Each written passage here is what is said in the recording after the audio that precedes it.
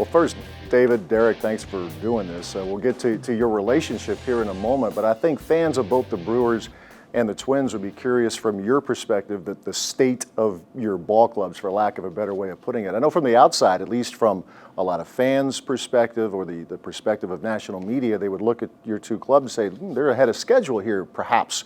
Well, I think one thing we talked about at the front end of this process was we weren't going to put a schedule on our process.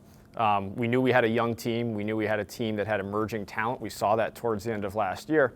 And so we really came into this season talking about a team with no limits, a team that we were going to allow to grow together, and our players were going to tell us how far this team could go. And so far we've seen that. We've seen a team that has come together, a young nucleus that we think has begun to gel and that can be here for a long time. And so we're proud of where we are in the standings right now. We recognize we have a ways to go to make this truly a special year, but I'm certainly pleased with the effort so far. Derek, your ball club. Well, I think not unlike David, we felt like we had a good young core of players. I don't like to put limits on a team. You let them go out and compete each and every night. Our guys got off to a great start. I think that was reflective of the work they had done in spring training to improve our defense, going from really a bottom 5 team defensively to a top 10 for the majority of this year.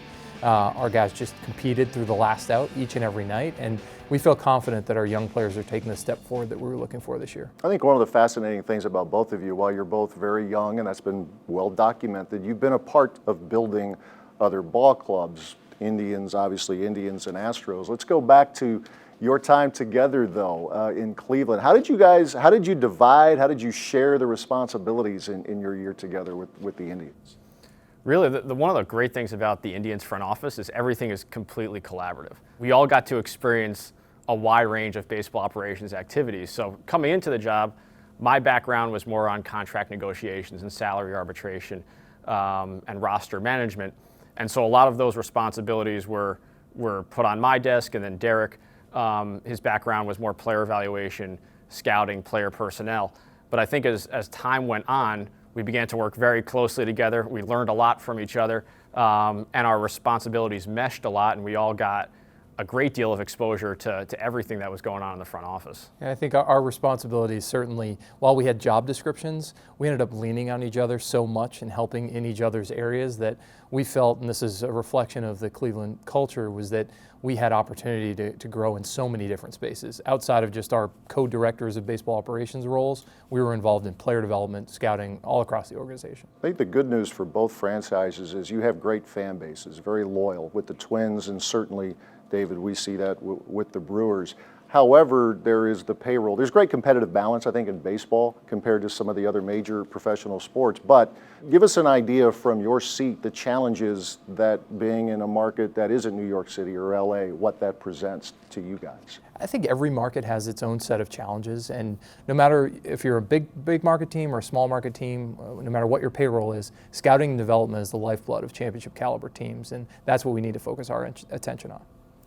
I think you enter these jobs with eyes wide open. You understand where your constraints are, where your advantages are. We're in a great baseball market. We have a great facility. We have a lot to sell about our team, including one of the most supportive fan bases in baseball. And to the extent that there are constraints elsewhere, we understand them and we'll work around them. It's been well documented how young you are when talking to a couple of 30-somethings here. But as busy as you are and everything that goes with your positions, can you give yourself a minute or two here and there and just say, this is pretty cool here?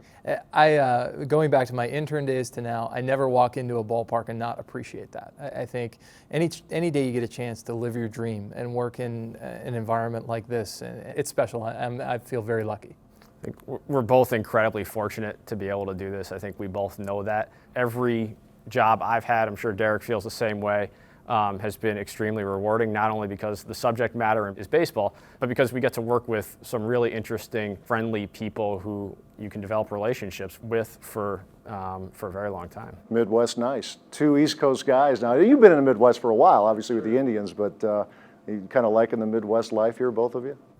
I am. I've bounced around the country a fair amount. I grew up in the Northeast, went to school in the Northeast. I think the Midwest comes with its own culture. It comes with a culture of people who care a great deal about each other. There's a family aspect, I think, within Milwaukee, in particular around the Brewers, That's been very comforting to me and my wife as we've gotten to know the community. People genuinely care about us and seem to frankly want to take care of us because of our affiliation with the Brewers, and I think that speaks a lot to the Midwestern sentiment.